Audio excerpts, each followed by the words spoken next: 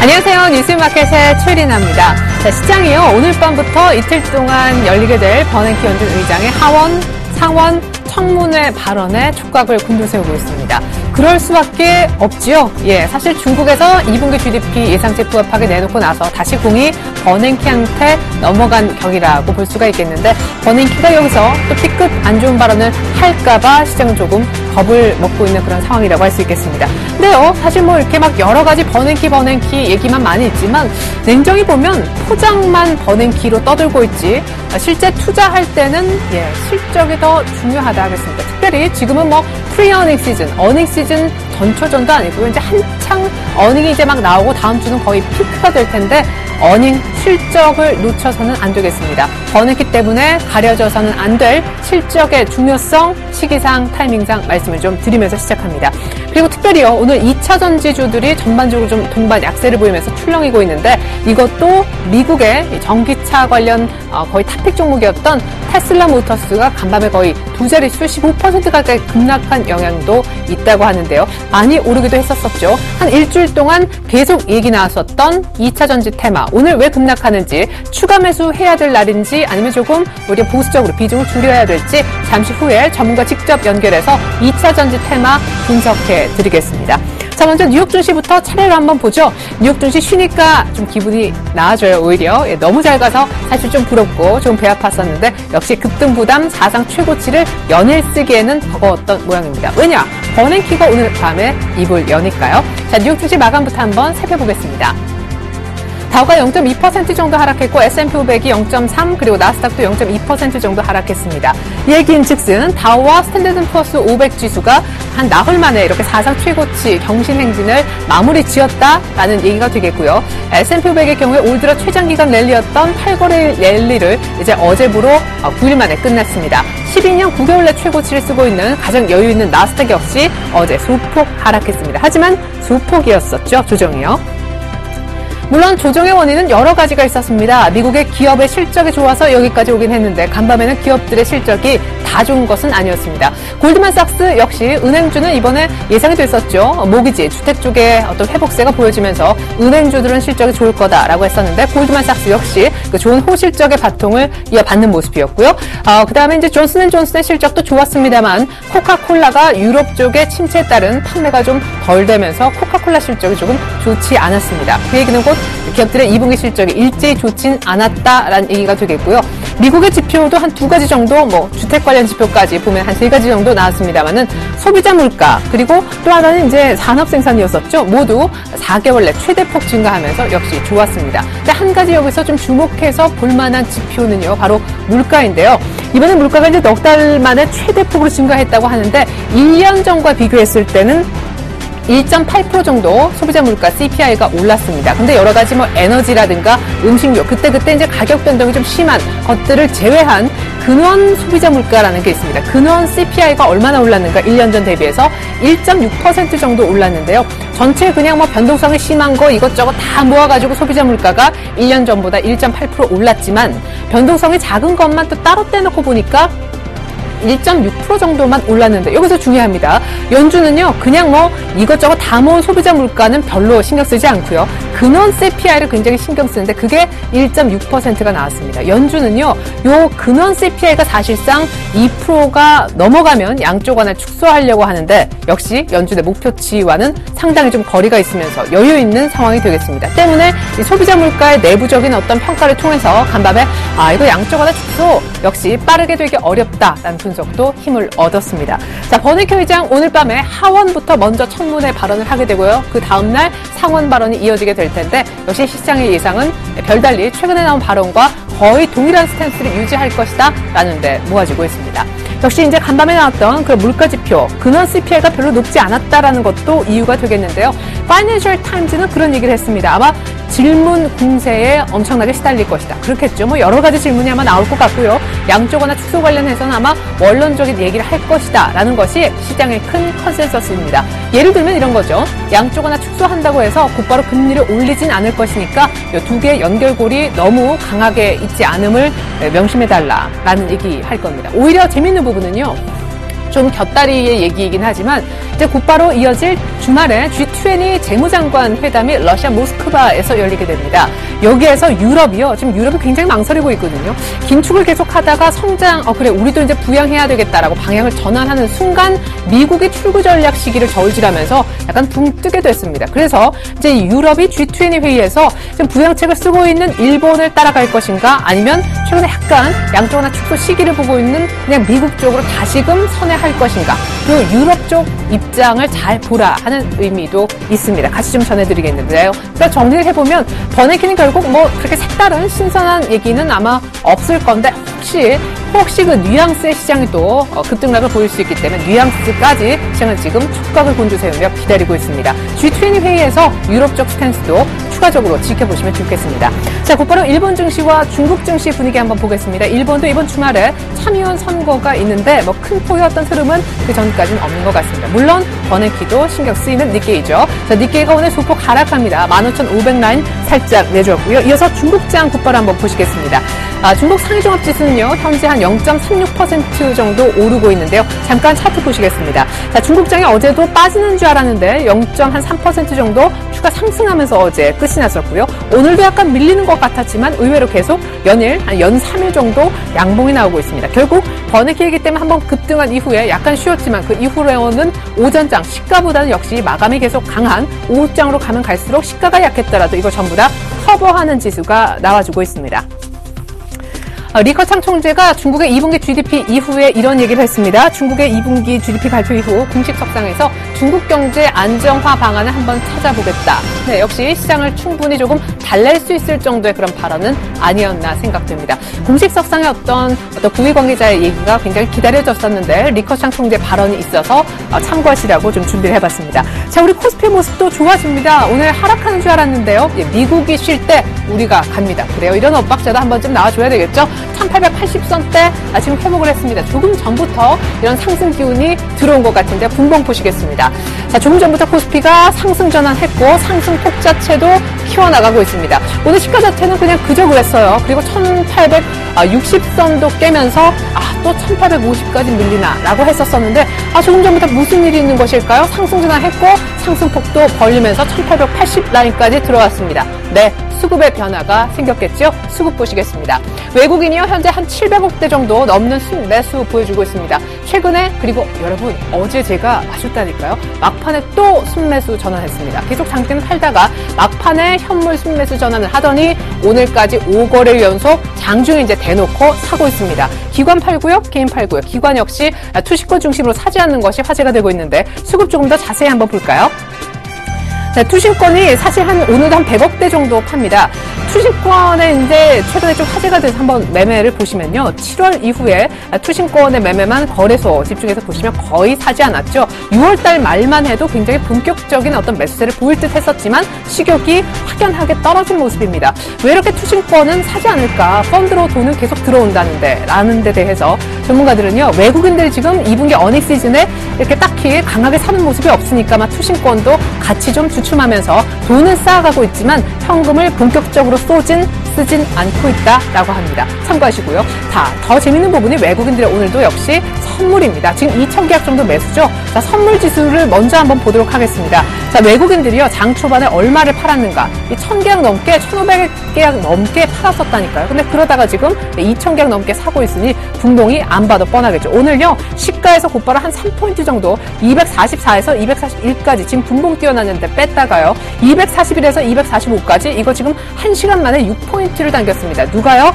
외국인이요. 그러면서 시장이 1880을 향해 가고 있습니다. 역시 외국인들 선물 쪽에서 만들어낸 그런 어떤 변동성이 지금 계속 이어지고 있네요. 네, 이번엔 코스닥입니다. 코스닥의 경우에는 오늘 코스피보다 원래 상대적으로 좋았었는데 오늘 추가적으로 더 좋은 모습. 이야, 540선 완전히 뚫었네요. 어제 한 1% 정도 올랐었는데 지금 0.8%나 추가 상승하고 있습니다. 아주 고무적이군요. 자, 코스닥의 분봉과 역시 이어서 코스닥 수급도 짚어보겠습니다. 코스닥도 조금 전부터 상승 전환했었고요. 아니죠. 상승폭을 더 늘렸었고요. 시가에서부터 약간 좀 주춤주춤했었지만 상승폭이 그래도 꾸준하게 커지고 있는 코스닥입니다. 그러니까 조금 전에 급격하게 상승하기 시작한 코스피와는 약간 다른 모습인 거죠. 처음부터 약간 안정적인 상승세, 이런 기울기를 만들어내고 있으니까요. 자, 코스닥에도 쌍끌이 매수가 보입니다. 수급 보여드릴게요. 외국인만 오늘 사고 있었었고, 전일에는 1%가량 오를 때 쌍끌이 매수였었죠. 근데 오늘 아침에까지 조금 전만 해도 기관이 이렇게 매도하고 있다가 조금 전부터 약간 매수로 전환하려고 하는 이런 모습이 나오고 있습니다. 자, 코스피가 선물에 의해서 상승 전환하고 상승폭을 키워나가니까 코스닥 쪽에도 기관이 들어가야 되겠는데 라고 생각을 하는 것 같습니다. 이어서 원달러 환율의 한번 모습을 보시겠는데요. 원달러 환율도요, 지금 약간의 오늘 등락이 있습니다. 버냉키 발언 앞두고 약간 방향성을 못 잡는 그런 모습인데요. 오늘 1114원까지 초반에 떨어졌었거든요. 그러면서 저점을 최근 들어 가장 좀 깊숙하게 만들었었는데 상승 전환까지 하면서 어떻게 하지 방향성을 못 잡다가 조금 전부터 다시 좀 하락하고 있네요. 외국인들 사니까 원달러 환율 조금 떨어지고 있는 것이겠죠. 일단 방향성이 크게 오늘 없다라고 이해하시면 좋겠습니다. 환율 전문가한테 물어봤습니다. 버냉키에 따라서 이 달러화는 어떻게 움직일까요? 라고 물어보니까 두 가지 시나리오 정도가 있다고 하더라고요.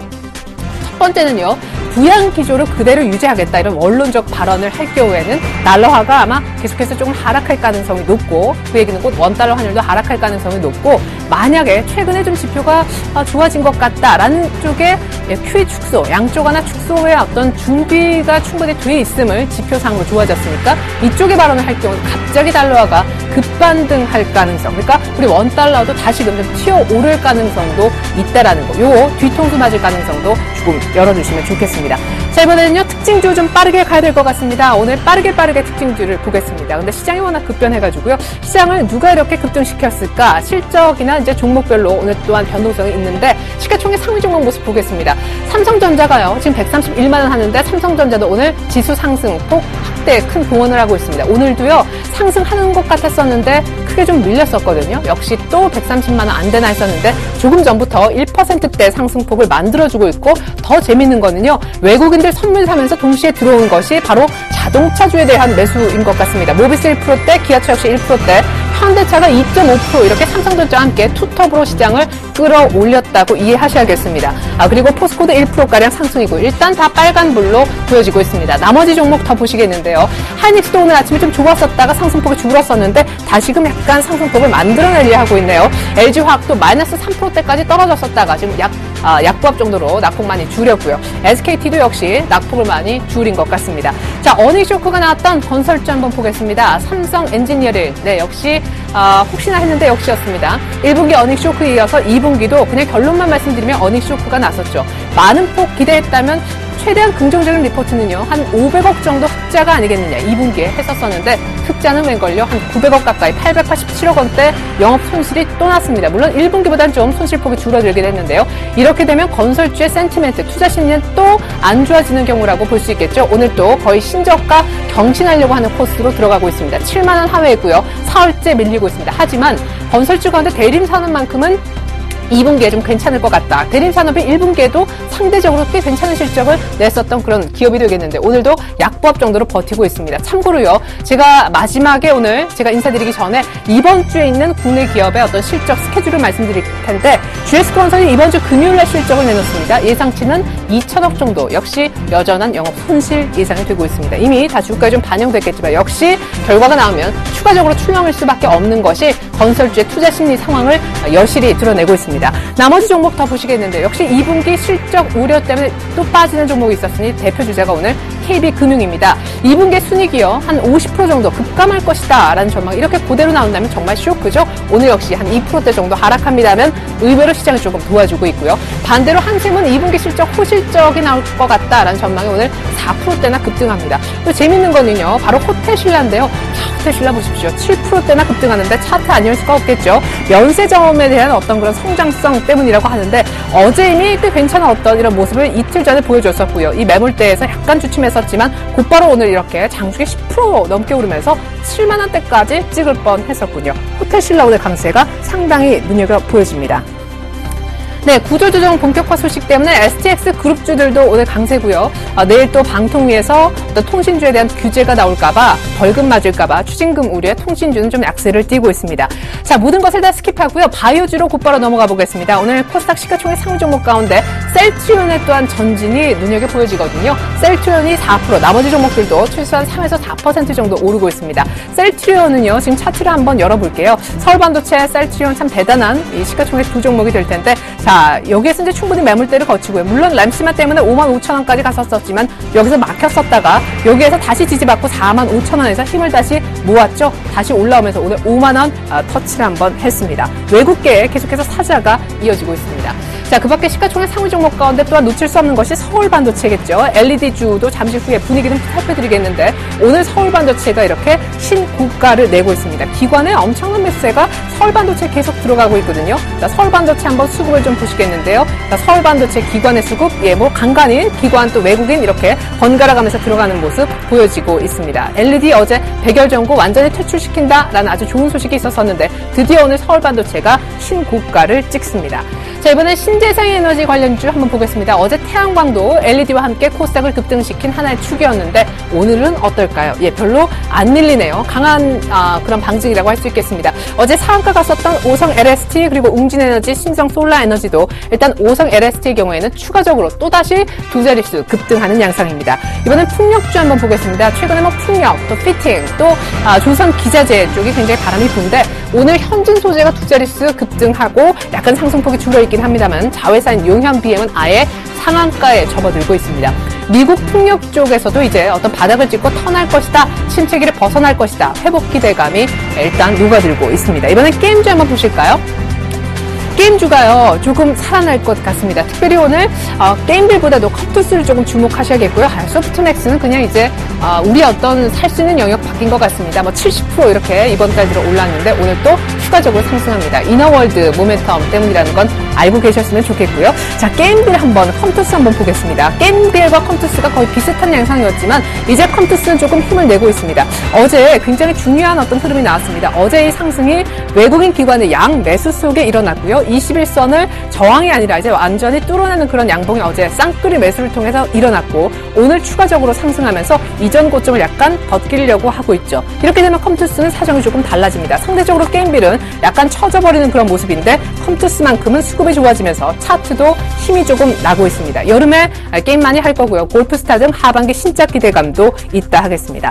오늘 나스미디어라는 새내기 주가요. 코스닥 쪽에 신규로 상장했습니다. 국내 온라인 미디어랩 1위 업체라고 하는데 안타깝게도 상한가에 첫날 직행하는 듯 했지만 지금 약간 물량이 나오고 있습니다. 네, 오늘 2차 전지 관련 테마 해서 어떻게 대응하면 좋을지 전문가 직접 전화 연결한다고 했었었는데요. 지금 곧바로 전화 연결해서 2차 전지 출렁이고 있는데 어떻게 대응하면 좋을지 해답을 찾아보겠습니다. 유진투자증권 압구정 지점으로 가보죠. 정승현 과장님 안녕하세요. 네, 안녕하세요. 네, 2차 전지주 한 일주일 내내 이 테마 너무 강하고 좋다라고 전문가들의 호평이 쏟아졌던 그런 섹터였습니다. 오늘 갑자기 일주일 조정받는 원인부터 알려주시죠. 네, 일단 미국에서 결국에는 테슬라 효과로 인해서 2차 전지가 크게 상승을 했는데 테슬라가 전일장에서 미국 증시에서 약 14% 정도 하락을 하면서 영향은 골드만삭스가 목표가를 하향하는 레포트를 냈습니다. 단기적으로 좀 과열이 아니냐 이런 부분들의 골드만삭스의 레포트 내용 의견이었고 그런 부분으로 인해서 테슬라 효과 그리고 단기적으로 급등에 따른 피로감 부분들이 이제 누적이 돼서 그런 원인들로 인해서 하락을 했다라고 분석이 가능하겠습니다. 그래요. 골드만삭스에서는요, 전기차 수요가 아마 장기적으로 늘어나는 게 쉽지만은 않을 거다라면서 지금 주가가 비싸다라고 목표 주가를 한 80불 정도대로 내린 것 같은데 간밤에 테슬라도 말씀하신 대로 급락했던 모양입니다. 자, 그러면 우리가 이제 조금 냉정하게 봐야 될 것 같습니다. 최근에 많이 올랐고 오늘 조정인데 앞으로 어떻게 될 거냐는 것이 이제 관건이 되겠죠. 이대로 그냥 테마가 사라질까요? 만약 그렇지 않다면 오늘 추가 매수도 괜찮은지요?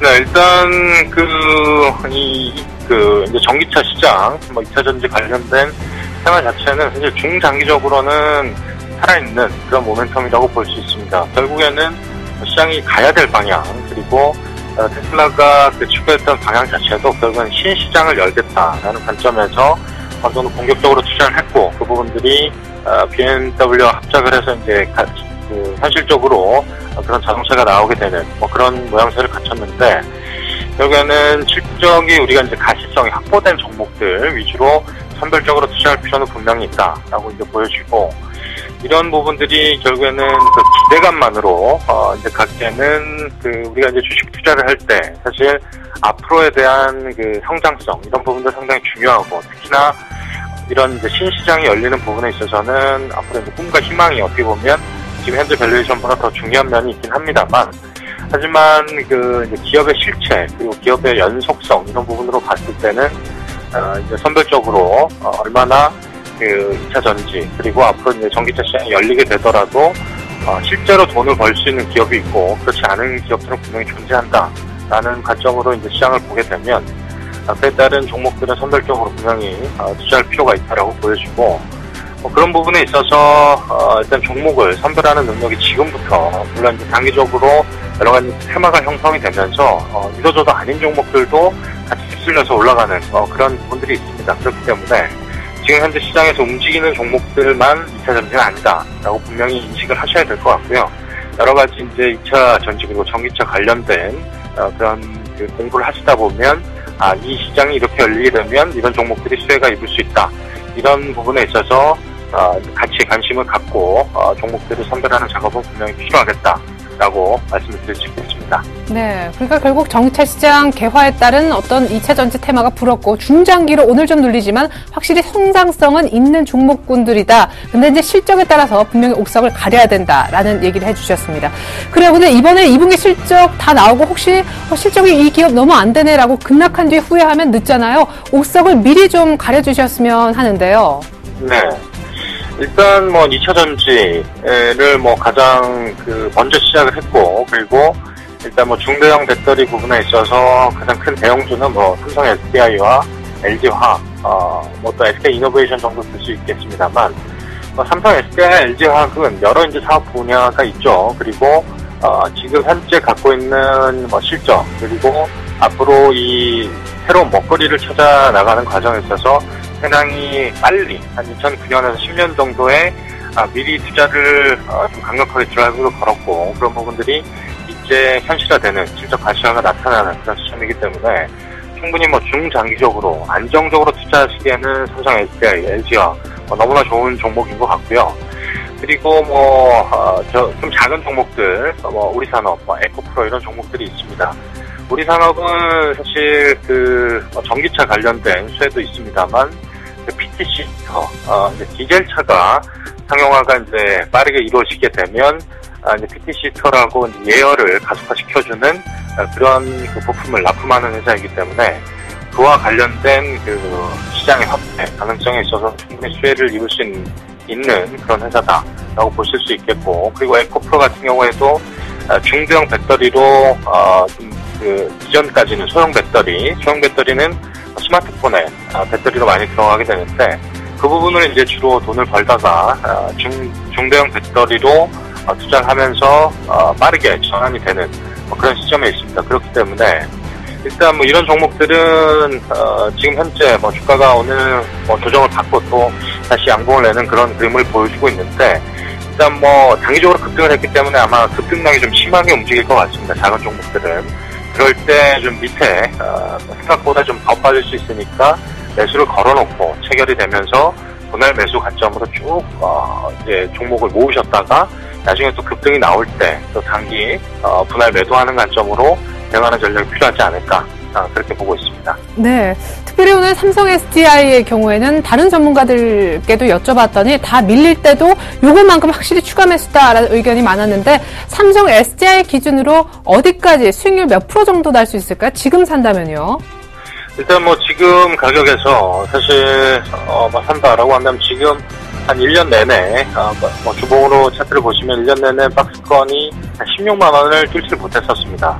16만 원이 이제 돌파가 된다라고 한다면 그 윗단 20만 원까지는 상당히 가볍거든요. 그렇기 때문에 16만 원의 안착이 상당히 중요할 것 같다라고 보여지고, 일단 뭐 저점을 사시지 못하는 분들은 제가 봤을 때 한 15만 원 초반대까지는 단기적으로 충분히 조정이 나올 수 있다라고 보여지고 있고, 그리고 뭐 그 정도 가격에서 15만 원 초반대 매수를 하신다라고 한다면 일단 16만 원을 돌파한다라는 가정 하에는 충분히 뭐 한 20만 원까지는 못 가더라도 한 18만 원, 19만 원 정도까지, 그러면 한 수익률이 15%, 20% 정도, 그 정도는 연말까지는 나오지 않을까 그렇게 보고 있습니다. 네, 그래요. 역시 오늘 또 2차 전지 관련해서는 테슬라였던 급락과 차익 실현 매물이 나온 그런 결과이지만 건전한 조정이 아니었나라는 생각도 듭니다. 오늘 탑픽으로 삼성SL, LG화학, 우리산업 그리고 에코프로 2차 전지 테마 옥석을 가려주셨습니다. 오늘 특별히 유진투자증권 압구정 지점에서 정승혁 과장님이 도움 말씀 주셨습니다. 감사합니다. 네, 감사합니다. 네. 자, 현재 자동차주 중심으로 시장이 1880까지 올라왔다고 해도 과언이 아닙니다. 분위기 짧게 더 보겠는데요. 자, 2%대 역시 더 이상 올라가고 있는 현대차, 그리고 한국 타이어 월드와이드가요. 오늘 마치 호텔 신라를 보는 듯하죠. 7% 넘는 급등. 제가 타이어는 2분기 때 이게 일을 한번 칠 수 있는 그런 섹터다라고 말씀드렸는데, 한국 타이어 월드와이드가 지주회사 전환 M&A 속도 난다라는 기대감을 갖고 있는 그런 종목인데, 오늘 아주 강한 상승세를 보여주고 있습니다. 외국인이 돌아와서요. 지금 현물 쪽에서도 자동차주가 속한 운수장비를 집중적으로 사들이고 있습니다. 마지막으로요. 이번 주 수, 목, 금 관련해서 오늘부터 실적 발표가 예정되어 있는 기업들 리스트만 보여드리면서 저는 물러가겠습니다. 2차 전지 팁도 다시 한번 드릴게요. 고맙습니다.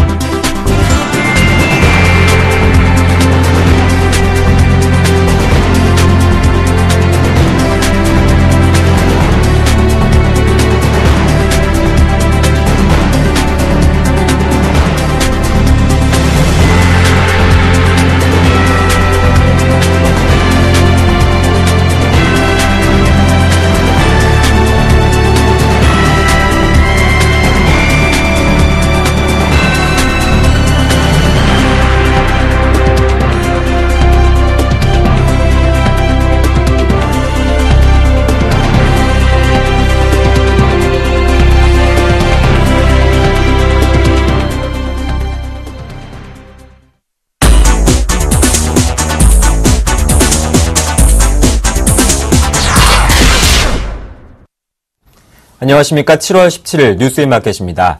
정부의 주가 조작 등 불공정 거래 조사를 전담하는 조직이 생겨 압수수색 등 강제 조사가 가능해집니다. 금융감독원도 조사 인력을 확충하고 중요 기획조사 등을 담당하는 특별조사국을 신설합니다.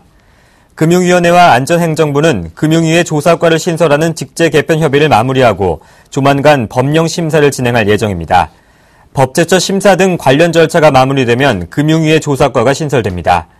박근혜 대통령이 지난 3월 첫 국무회의에서 주가 조작 근절을 위한 대책 마련을 주문한 이후 나온 조치로 정부 조직에 주가 조작을 전담하는 첫 부서가 생기는 것입니다.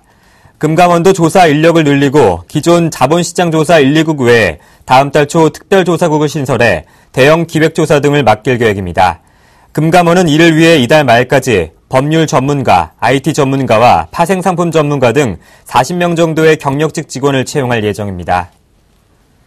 농협은행이 농협중앙회에 6조여 원을 부적절하게 대출하는 등 밀어주기를 일삼다가 결국 감독당국에 적발됐습니다.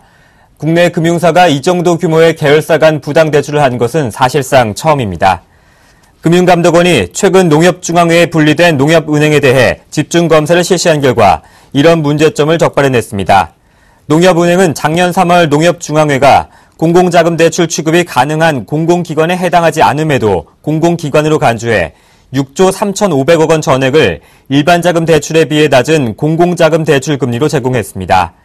농협은행은 6조 3,500억 원 중 2조 3천억 원을 연이율 1.75%, 4조 500억 원은 5.27%를 적용했습니다. 이로 인해 농협중앙회는 이자 부담을 1,000억 원 이상 절감한 것으로 추정됩니다. 금감원은 또 농협중앙회의 신용사업 부문이 분리돼 은행에 해당되지 않은데도 금융기관으로 간주해 소요자금 한도 산출 및 심사를 생략하고 중앙회의 대출 요청액 6조 3,500억 원을 전액 승인했다고 지적했습니다. 이와 함께 농협은행은 7천억 원의 PF 부실 대출로 경영 건전성에 큰 타격을 입었습니다. 7월 17일 뉴스인마켓이었습니다. 고맙습니다.